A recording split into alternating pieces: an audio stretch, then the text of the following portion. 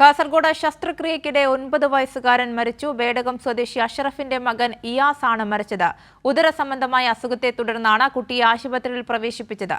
സിജു കണ്ണൻ വിവരങ്ങളുമായി ചേരുന്നുണ്ട്. സിജു, ഈ 9 വയസ്സുകാരന്റെ മരണത്തിൽ എന്താണ് ആശുപത്രി അധികൃതർ നൽകുന്ന വിശദീകരണം?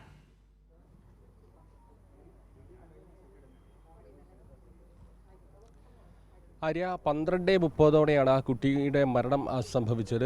ഉദരസംബന്ധമായ അസുഖത്തെ തുടർന്ന് ഇന്നലെയാണ് ബേഡകം സ്വദേശി അഷ്റഫിന്റെ മകൻ ഇയാസിനെ കാസർകോട്ടെ ജനറൽ ആശുപത്രിയിൽ പ്രവേശിപ്പിച്ചത്. ഇന്ന് രാവിലെയായിരുന്നു ശസ്ത്രക്രിയ തീരുമാനിച്ചിരുന്നത്.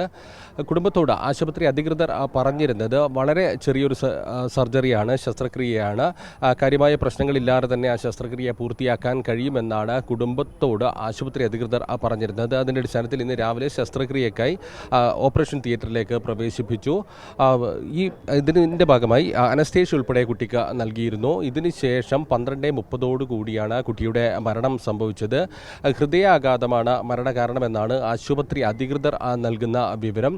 നിലവിൽ ബന്ധുക്കളെല്ലാം തന്നെ ഇവിടെയുണ്ട്. ആശുപത്രിയിൽ നിന്ന് കാസർഗോഡ് ടൗൺ പോലീസ് സ്റ്റേഷനിലേക്ക് വിവരം കൈമാറിയിട്ടുണ്ട്. മരണം സംഭവിച്ചതുമായി ബന്ധപ്പെട്ട് ഇൻക്വസ്റ്റ് നടപടികളിലേക്ക് ഉൾപ്പെടെ പോലീസ് കടക്കും. അല്പസമയത്തിനകം ഇൻക്വസ്റ്റ് നടപടികൾ ഉൾപ്പെടെ കടക്കും. ഏതായാലും 9 വയസ്സുകാരനായ കുട്ടിയുടെ മരണവുമായി ബന്ധപ്പെട്ട് കുടുംബത്തിന് നിലവിൽ ആശങ്കയുണ്ട് എന്നാണ് അറിയിച്ചിരിക്കുന്നത്. ഈ മരണവിവരം അറിഞ്ഞ് പൊതുപ്രവർത്തകർ ഉൾപ്പെടെയുള്ള ആളുകൾ ഇവിടെ ആശുപത്രിയിൽ എത്തിയിട്ടുണ്ട്. ഇപ്പോൾ CPIM നേതാവ്, ബേഡകം സ്വദേശി കൂടിയായി CPM നേതാവ് പത്മാവതി കൂടെ ചേരുന്നുണ്ട്. എന്തായിരുന്നു ഈ കുടുംബത്തിൻ്റെ ഒരു ആശങ്ക? എന്താണ് അവർ പറയുന്നത്? അതെ, ഇന്നലെ വൈകുന്നേരമാണ് ഇവിടെ വന്ന് അഡ്മിറ്റ് ചെയ്യപ്പെടുന്നത്. ഇന്ന് രാവിലെ സർജറി നിശ്ചയിച്ചു. 10 മണിയോടുകൂടി സർജറിക്ക് വേണ്ടി ഓപ്പറേഷൻ തിയേറ്ററിലേക്ക് കൊണ്ടുപോയി. 11 മണിയോടുകൂടി ഡോക്ടർ കുട്ടിയുടെ ഉപ്പയെ വിളിച്ച് പറയുന്നു, എന്തോ ലങ്സിൽ വെള്ളം കയറി, അതുകൊണ്ട് ഒരു തിരിച്ചു വരവ് സാധ്യമാവുന്നില്ല എന്ന രീതിയിൽ സൂചിപ്പിച്ചു എന്നാണ് പറയുന്നത്. ഇപ്പോൾ രാവിലെ 10 മണിക്ക് കൊണ്ടുപോകുന്ന സമയത്തും നേരത്തെയും ചെറിയൊരു സർജറി മാത്രം മതി എന്ന രീതിയിലാണ് പറഞ്ഞിട്ടുള്ളത്. അപ്പോൾ വളരെ പെട്ടെന്നാണ് ഇങ്ങനൊരു രീതിയിലേക്ക് മരണം സംഭവിക്കുന്ന സാഹചര്യം ഉള്ളത്. അപ്പോൾ അതുകൊണ്ട് ഇക്കാര്യത്തിൽ വിശദമായിട്ടുള്ള അന്വേഷണം വേണം. പോസ്റ്റ്മോർട്ടം ഉൾപ്പെടെയുള്ള കാര്യങ്ങൾ വിദഗ്ധമായിട്ട് തന്നെ ചെയ്ത് എന്താണ് മരണകാരണം എന്നതിനെ സംബന്ധിച്ച് വളരെ കൃത്യമായിട്ട് മനസ്സിലാക്കി തുടർ നടപടി സ്വീകരിക്കുന്ന ഒരു സാഹചര്യം ഉണ്ടാവണം. ഒരു മൈനർ സർജറിയാണ് എന്ന രീതിയിലാണ് കുടുംബത്തോട് പറഞ്ഞിരുന്നത് അല്ലേ? അതെ, മൈനർ സർജറി എന്ന രീതിയിലാണ്. വയറ്റിൻ്റെ അകത്തുള്ള ഉദരസംബന്ധമായ ചെറിയൊരു അസുഖം, അതിനു വേണ്ടിയിട്ടുള്ള ഒരു സർജറി എന്ന രീതിയിലാണല്ലോ പറഞ്ഞത്. അപ്പോൾ അത് വെച്ചുകൊണ്ടാണ് അവർ അഡ്മിറ്റ് ചെയ്തതും സർജറിക്ക് വേണ്ടിയുള്ള തീരുമാനം എടുക്കുന്നതും. അപ്പോൾ അതിനിടയിൽ ഇങ്ങനൊരു മരണം സംഭവിക്കുന്നു എന്ന് വരുമ്പോൾ അത് ഏറെ ആശങ്കപ്പെടുത്തുന്ന ഒരു സാഹചര്യമുണ്ട്.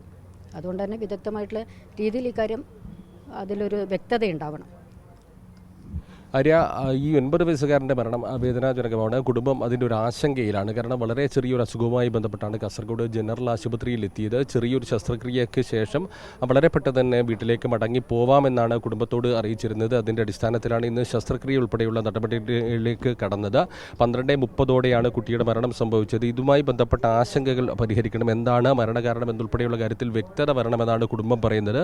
നിലവിൽ കാസർഗോഡ് ടൗൺ പോലീസ് മോർച്ചറിയിലെത്തി ഇൻക്വസ്റ്റ് നടപടികൾ ഉൾപ്പെടെ പൂർത്തിയാക്കുന്നതിലേക്കുള്ള നടപടികളിലേക്ക് കടന്നിട്ടുണ്ട്.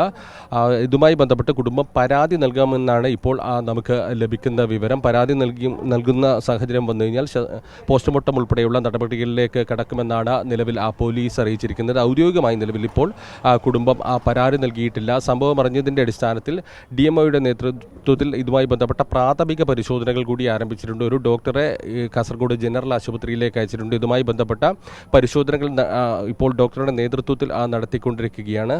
ഈ ശസ്ത്രക്രിയക്കിടെ ഉണ്ടായ ഹൃദയാഘാതമാണ് മരണകാരണമെന്നാണ് നിലവിൽ ജനറൽ ആശുപത്രിയിലെ ഡോക്ടർമാർ നൽകുന്ന വിവരം.